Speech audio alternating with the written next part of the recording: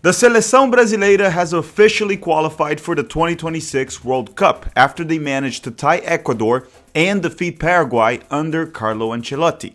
So, were all the previous existing issues addressed and fixed by Ancelotti? Nope. Were the results good? Yes. And is the future outlook for the Brazilian national team actually positive? Are they trending in the right direction? Yes, sir, they are. There is a lot to be optimistic about after what we've seen. Hello. If you're new here, I'm Filippo, and welcome to Chapéu Football, the best channel on YouTube covering the Brazilian national team or Brazilian football in English. And today I'm going to give you my overall thoughts in regards to both games that Brazil just played, the first two games with Carlo Ancelotti in charge. And at the very end, I'm going to rate his very first camp from 1 to 10. 1 being terrible, 5 being average, and 10 being perfect. Now make sure to drop a like in this video if you haven't already, and comment any future videos that you would like for us to do. And I'll talk about it throughout the video. I know it was ugly, it wasn't pretty, but Ancelotti and the boys got the job done. And this is what he was hired to do. With that said, let me know in the comment section down below, do you think Brazil can realistically win the 2026 World Cup with an actual coach, which that's what they have now. With that said, don't forget to drop a like before we start. Let's roll the intro and start the episode. Okay, so first, let's go through what happened, and then I'll get into the specific games, the one against Ecuador, and then the second one that was against Paraguay. So Brazil tied Ecuador away with a 0-0 draw, then defeated Paraguay 1-0 at home in São Paulo. With these 4 points, Brazil reached 25 total in World Cup qualifying, and with 2 games to go, Brazil has officially qualified for the 2026 World Cup. Brazil is also the only nation in the history of the game to never miss a World Cup, and it shall remain this way. Yeah, who did you think Brazil was? Italy? With that said, let's talk about game number 1 that they just played this window, which was against Ecuador, away in Ecuador, and it ended in a 0-0 draw. And this game was ugly. It was hideous. And let me tell you, it wasn't as ugly as a Corinthians jersey by any means, but it was a hideous game. It was painful to watch. Kind of like the Corinthians jersey. It's pretty ugly. And of course, it had to end in a 0-0 draw. Ancelotti's first starting 11 in charge of Brazil was with Alisson on goal, Wanderson as the right back, and Alexandro as the left back. And Alexandro probably shouldn't be there anymore. The 2 center backs were Marquinhos and Alexandro, the center back that plays for Lille. He's a great defender, by the way. And the midfield was quite pragmatic, but it worked for this game, which they had Casemiro, Bruno Guimarães, and Gerson. Up top, you had Estevão, Richarlison, and Vinicius Jr., since Rafinha was actually suspended. Now listen, Ecuador has the best defense in South America with only 5 goals conceded in 16 games. Hincapié and Pacho are incredible center backs, and that back line is also protected by no one less than Moises Caicedo. The team is rock solid defensively, and Carlo Ancelotti knew that scoring on them while playing Ecuador would be very tough. But Ancelotti also knew that it would be very tough for Ecuador to score on Brazil if we had a rock-solid defense, because Ecuador didn't really have any forwards. And Ener Valencia, which would probably be their main forward, and Gonzalo Plata, they didn't seem to be there. So he knew it would be tough to score, and he knew they would struggle to score. On top of that, he knew that it was crucial to not lose the first game. It was pretty obvious of what his goal was here. It was to not lose. And that's what he did. He got a 0-0 draw away against Ecuador, the second best team in World Cup qualifying and the best defense. It was not a bad result. It was an ugly game, but again, Ancelotti is results driven, and he just went for the result that he needed, and he got the result that Brazil needed. Essentially, Ancelotti did exactly what I expected from him. He knew that he couldn't lose in his debut, and he played it safe. The game was hideous, as I said. Both teams barely created goal-scoring opportunities, and it ended in a 0-0 draw. And to be honest, it was pretty good for both sides. Okay, so for game number 2 against Paraguay, after tying Ecuador, Ancelotti knew he only had one option and one goal. It was to win, win, and win.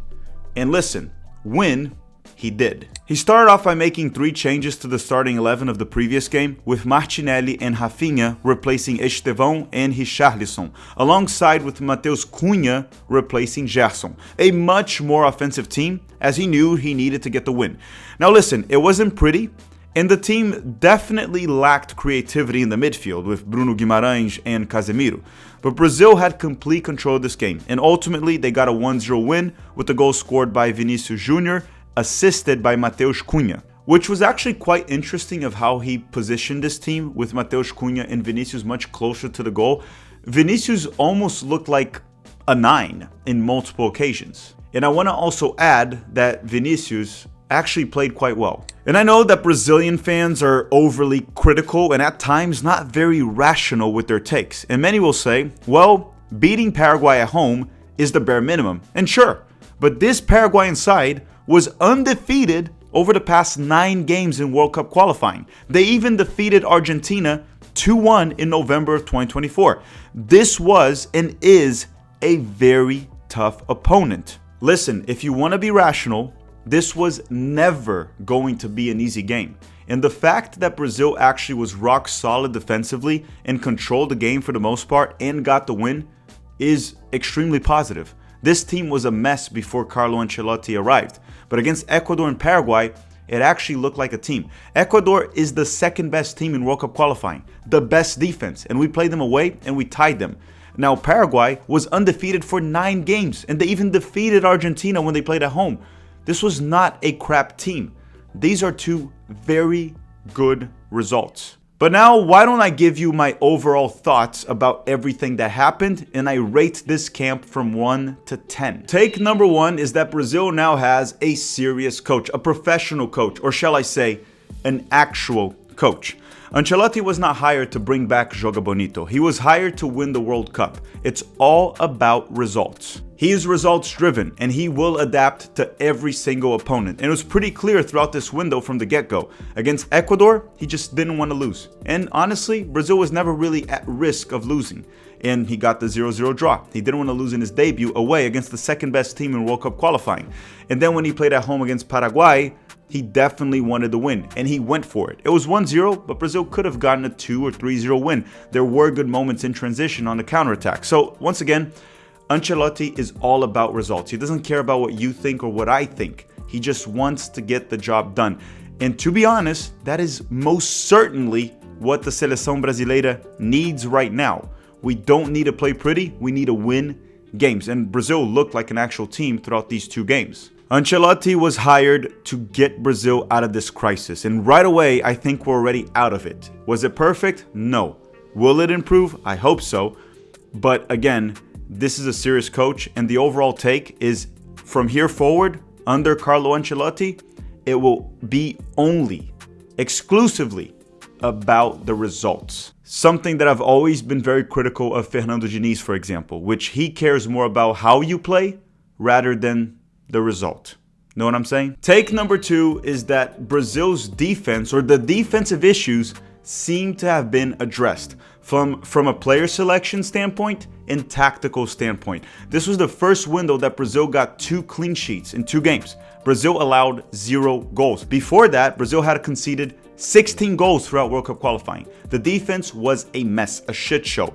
But this time, it looked rock solid. Casemiro being there obviously helped. Bruno Guimarães did a great job defensively. Marquinhos and Alexandro as the 2 center backs, fantastic. The fullbacks also did a decent to good job defensively, especially Wanderson. So overall, the defensive solidity that we had lost ever since Chichi left seems to be back, and that is very much needed for Brazil if they want to win a World Cup. My overall point, the defense under Carlo Ancelotti looked much more well structured than what we have seen over the past 2 to 3 years. Take number 3 is that it looks like Vinicius Jr. might come to life, or is starting to come to life, for the Seleção Brasileira.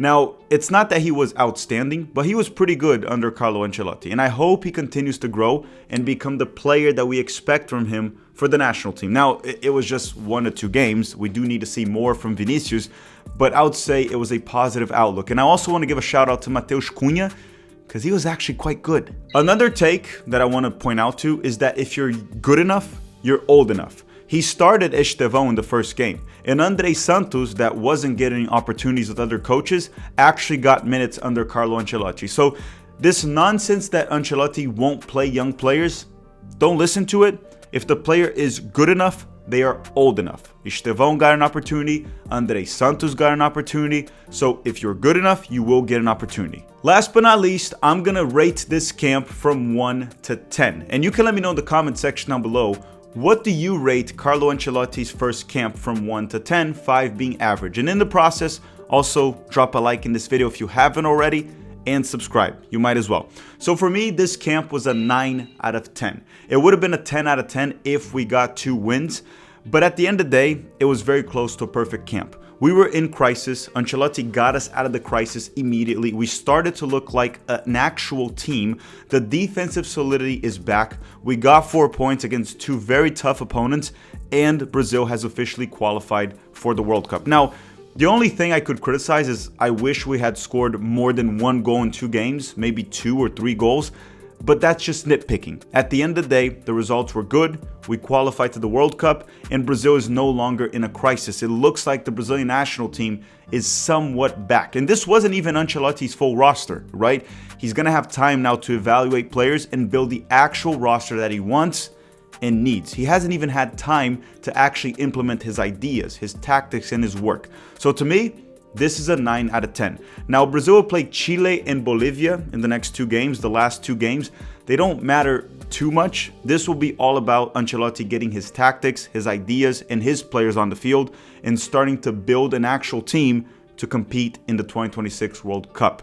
Now, I want to thank you all very much for watching. Don't forget to drop a like before you go, and let us know in the comment section what other videos you want us to make about Brazilian football or the Brazilian national team, the Brasileirão, the Club World Cup, and much more. I want to thank you all very much for watching, and have a great day.